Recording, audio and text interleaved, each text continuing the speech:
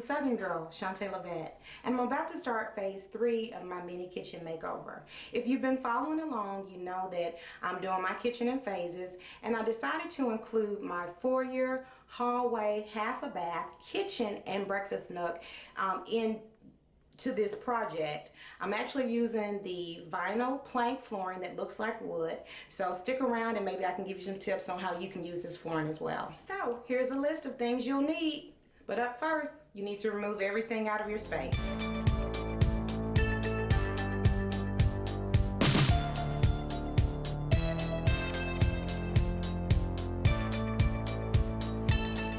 The easiest thing that I found to remove the shoe molding is a spackle knife and a blade. And the first thing that you want to do, you want to score the silicone sealant that's attached at the base. That's, you know, what they use to fill any type of gaps. So you want to kind of score that a little bit, not cut the wood. Then you want to come back in and kind of score right across the top where it meets the other piece of molding. Just want to be able to get your knife in there and kind of, you know, wiggle it back and forth. It usually has at least 1 or 2 nails in it. You might have to score it a little bit more and just kind of wiggle it out. And as I'm wiggling it out, I can kind of see where I need to score it a little bit more.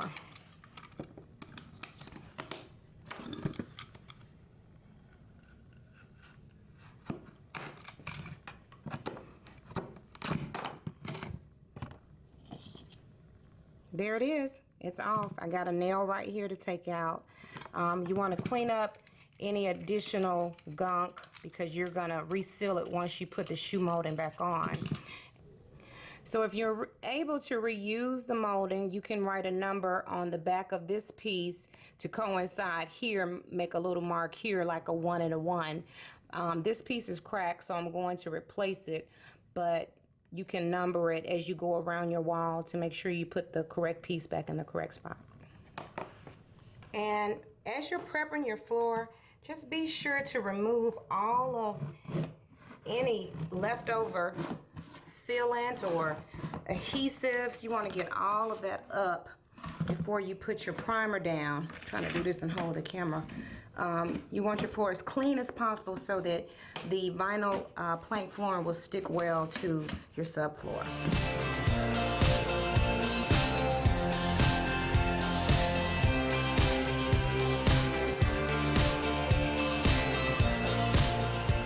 So I had a little small patch of carpet that connects my kitchen to my foyer, and now what I'm doing is actually just removing all the padding. I have a couple of tack nails here, which I'll pry up with my hammer, but this little puppy, all the tack strips, you can just get up with a crowbar. They come up pretty easy. You want to make sure that you get all your tack strips up, any type of nails, sweep and vacuum before you prime your floor.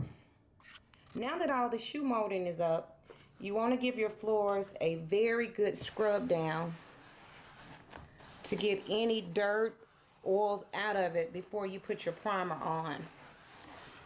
You just want to make sure that you scrub it really good. So at this point, I have removed the shoe molding, any type of conch, any type of nails that was in the floor. I've washed the floors and they are actually ready to be dry fitted. I suggest that you dry fit first before you put your primer and actually lay your floor. So if you have a peculiar space like I'm going to show you, you can kind of already know what you want to do before your primer is down. So stick around and let me show you my peculiar space. Okay, this is my transitioning hallway, and I wanted to just see how many pieces I could fit across this space. Right here, I have where I'm going to have a cut tile. So I've made the decision to make sure that I put the full tile in view where you actually see it when you come in. That space that's going to have the cut tile leads into our bathroom, and whether you're coming and going in or out of the kitchen, you really see this wall first.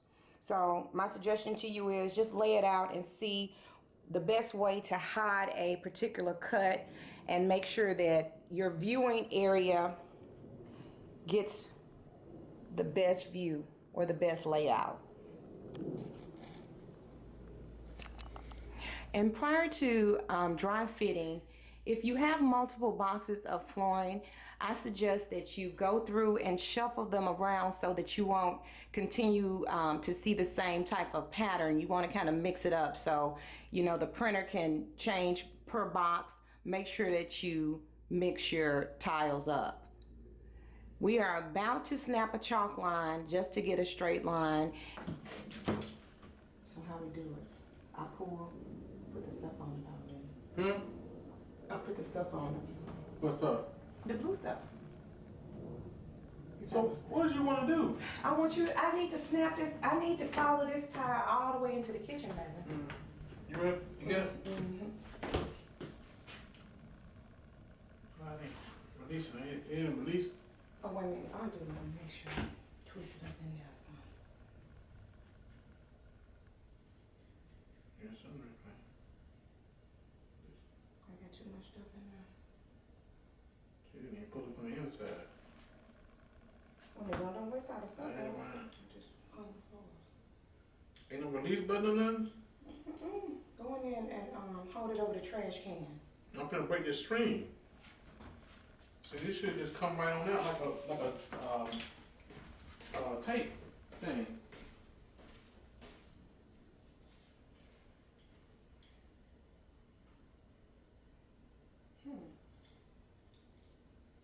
See, that's all the action right there. I didn't know.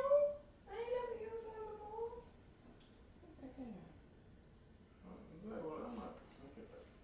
Baby, you Hey, put some more talking there.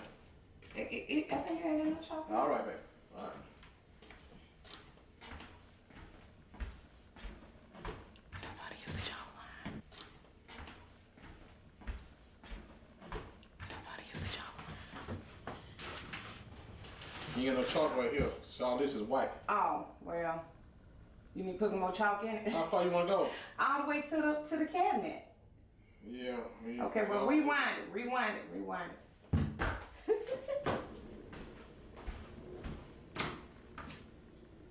Thank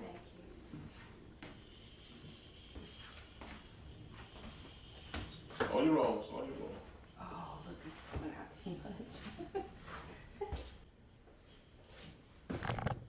This is pretty messy. I'm gonna have to rewash the floors. Hold on. Okay. But it can actually go. That's okay. Just make it tighter so I can. All right. How tight? That's good.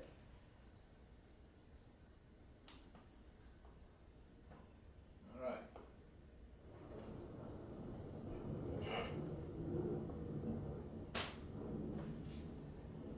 All right. I snapped it.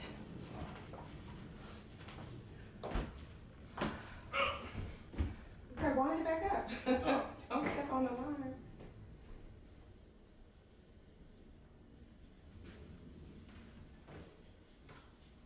Thank you for your assistance. So, if you have a long space, I suggest snapping a chalk line. I'm using just a tray. I lined it with just a plastic bag, a foam roller, because you don't want this to puddle, you just want a light coat. I have on my knee pads. I suggest getting some of those. And you do want to make sure that your flooring has acclimated to your house for at least 24 to 48 hours per instructions. On the outside of my box it said 24, on the inside it said 48, so I just went with the 48. So let's get started.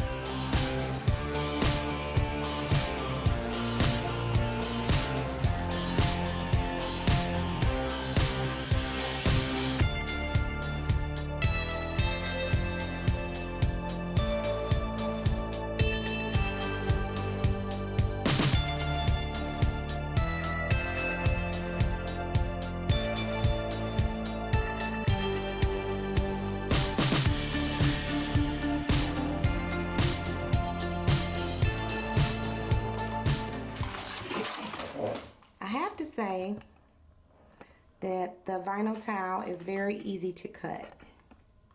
So that's my wall. I'm working away from the wall. And this is the next cut line that I want to line up with. So I'm taking a full tile, pressing it against the wall. And I'm actually using a trowel because I can hold it with my hand and it has a straight edge on it. Back up just a little bit. Okay. And once you find whatever straight edge that you want to use, I'm using my trowel. And I'm just going to kind of score it one time and then score it again. And the beautiful thing about this is once you get a couple of scores, you can just snap it. And there's your cut. Love it.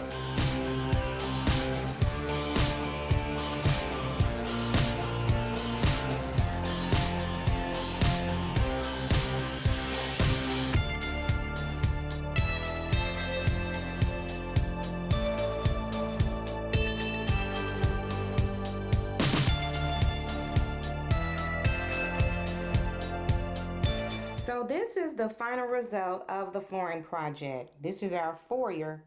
I absolutely love the color. It's so much richer than what we had down before. So that was the foyer.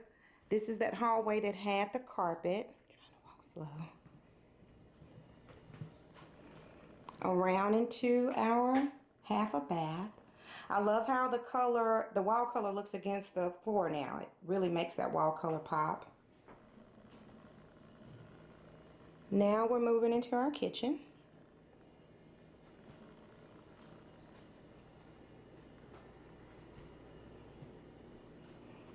I did put the tile, the vinyl plank tile under every appliance. That's where our dishwasher is going to go.